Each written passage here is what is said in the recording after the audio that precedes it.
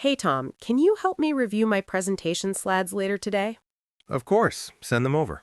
And if you don't mind, maybe just take a quick look at my resume too. I'm applying for that new role. Yeah, sure, I'll try to squeeze it in. Oh, and one last thing. Can you pick up my dry cleaning if you're near that area? Okay, I guess I can make it work. Hey, hold on. Do you have all the time in the world, or are you just way too nice to say no? Honestly, I think I'm just terrible at saying no. Even when I want to, I feel guilty. You're not the only one. So many of us feel like we have to say yes to avoid disappointing people, to be seen as kind or reliable. But here's the truth. Every yes that comes from guilt takes something away from us. Our energy, our time, our peace of mind. And that's exactly what we're talking about today. Hey everyone, this is the Real English Voices, your go-to English podcast for learning English step by step through real conversations, useful vocabulary, and self-improvement topics. In this episode, we're diving into something most of us struggle with, the art of saying no without guilt. How to set healthy boundaries, protect your energy, and still be kind and respectful. And by the way, quick announcement, we've created a free PDF guide for this episode. It includes comprehension, grammar, and vocabulary exercises, all designed to give you a little extra English practice. You can download it anytime. Just click the link in the video description. Plus, don't go anywhere, because later in the episode, I will break down some useful English words and expressions from today's topic to help you build both your fluency and your confidence. So, take a deep breath, and let's begin. Okay, confession time. I once agreed to bake 60 cupcakes for my niece's school event.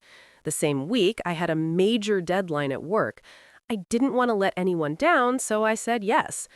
Guess who pulled an all-nighter covered in flour and self-doubt? That sounds like every overcommitted person ever. And honestly, I've been there too. I once agreed to help a friend move apartments, even though I had back-to-back meetings and barely slept the night before. My body was at work, but my soul had left the building. And why do we do it? Because we're conditioned to believe that saying no makes us selfish or difficult.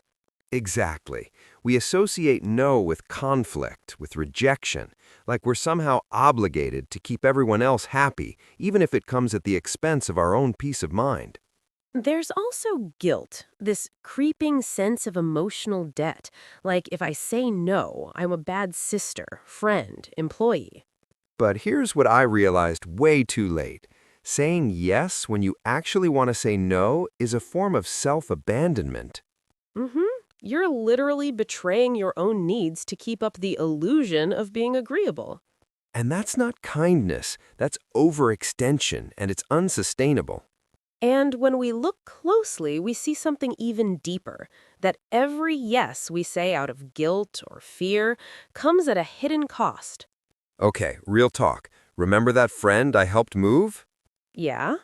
Well, I said yes to them, but that meant saying no to sleep, to my own work, and to my Saturday plans.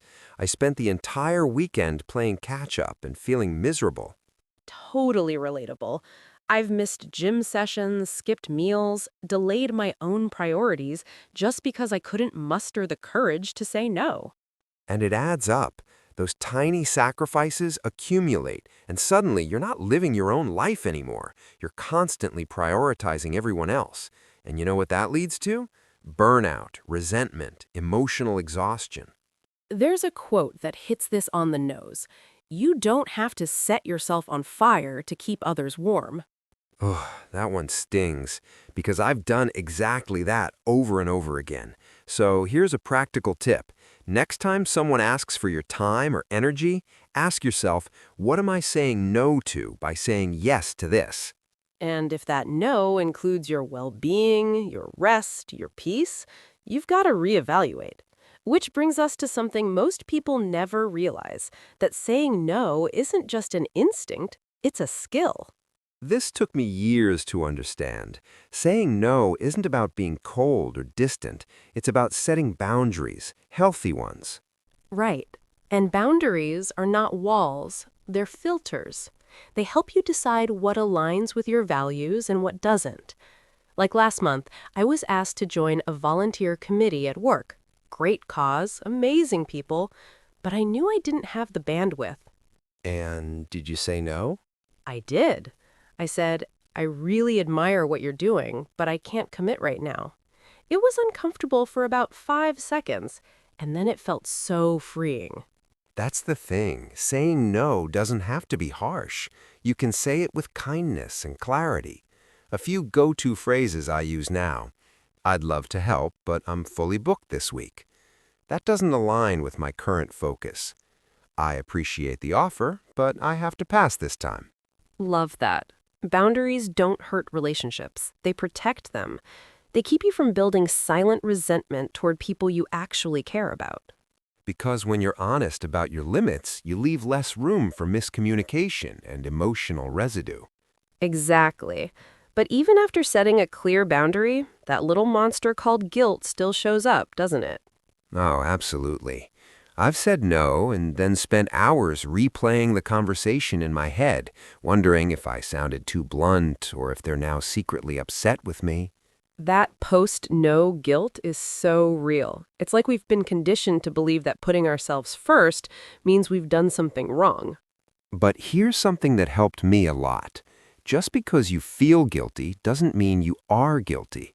Yes, guilt is often just an emotional echo, a leftover feeling from years of people-pleasing. So now I ask myself one simple question after saying no. Did I say it respectfully? And if the answer is yes, then that guilt, it's just emotional noise. You don't need to act on it. Instead of guilt, I try to shift into gratitude. Gratitude for choosing my well-being. Gratitude for honoring what I need in that moment. Because putting yourself first isn't selfish. It's responsible. It's a form of emotional maturity.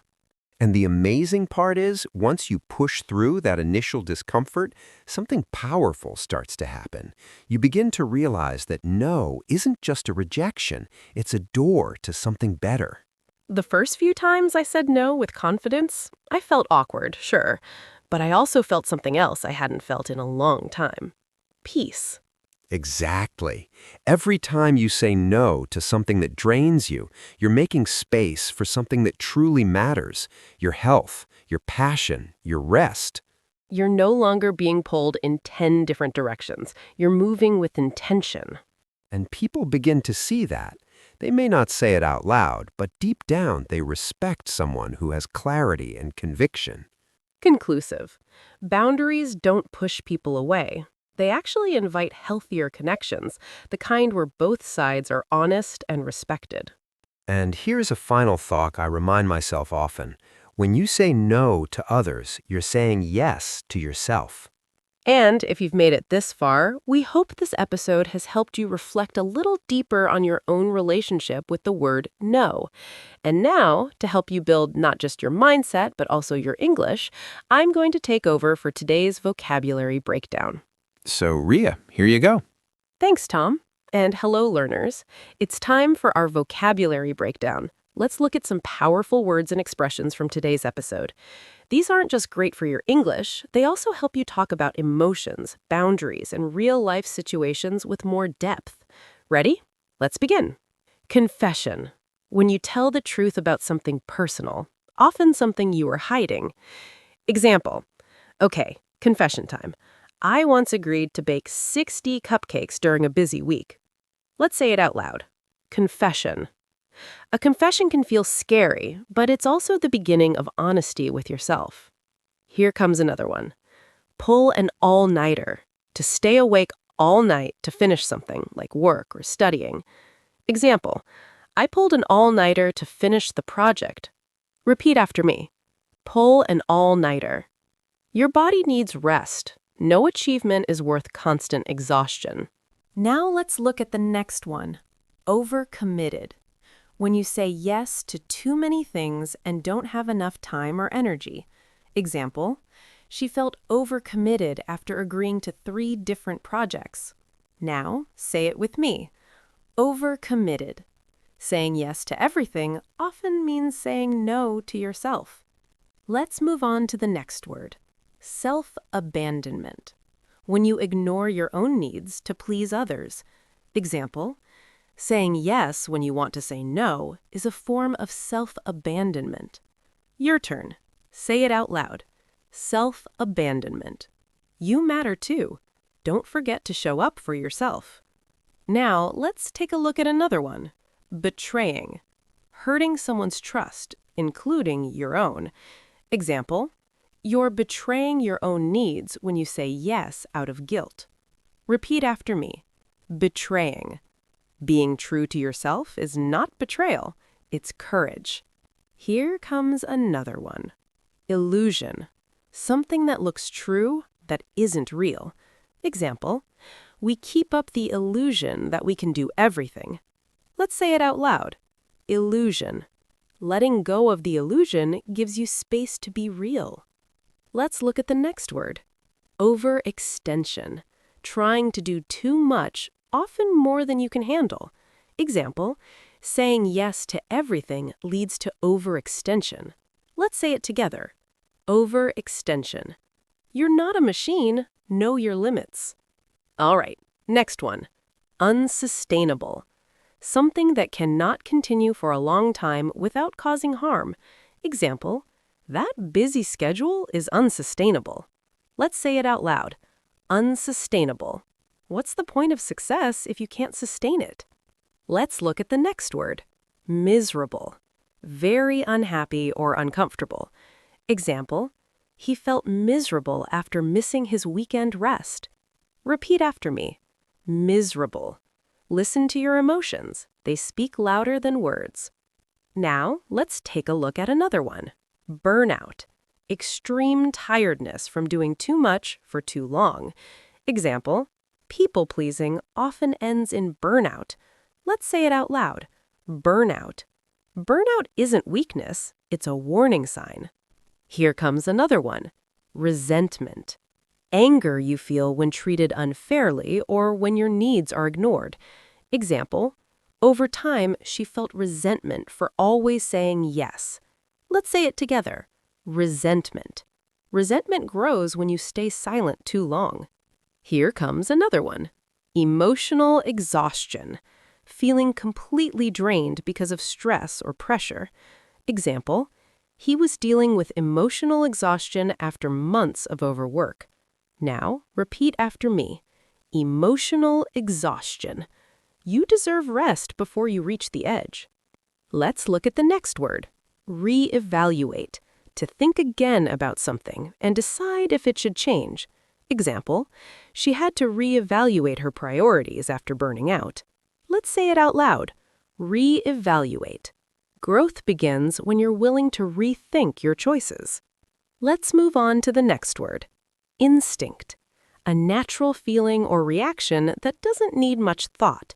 Example, her instinct was to say yes, even though she was tired. Say it gently with me. Instinct. Sometimes your first instinct isn't the right one. All right, next one. Emotional residue. Leftover feelings like guilt or stress after a hard situation. Example, saying no respectfully leaves less emotional residue. Say it with me. Emotional residue. Clear decisions leave a clear heart. Now, let's take a look at another one. Blunt. Saying something in a very direct way, sometimes too directly. Example, she worried her message sounded too blunt. Now, repeat after me. Blunt. Being honest is good, but balance it with care. And now, our final word for today. Conviction. Strong belief or confidence in what you're saying or doing. Example, he said no with calmness and conviction. Say it gently with me. Conviction. When your voice has conviction, people listen. Great job. That's all from me. Let's head back to Tom to wrap things up. Thank you, Ria, and thank you for staying with us till the end. Saying no isn't easy, but it's one of the most powerful skills you can build. Absolutely. Protecting your time isn't selfish. It's necessary. Thanks for listening, and don't forget to grab the free PDF in the description. We'll see you next time right here on the Real English Voices. Your progress doesn't end here. To continue advancing your English skills, click on the next video or explore the additional videos we've thoughtfully selected for you.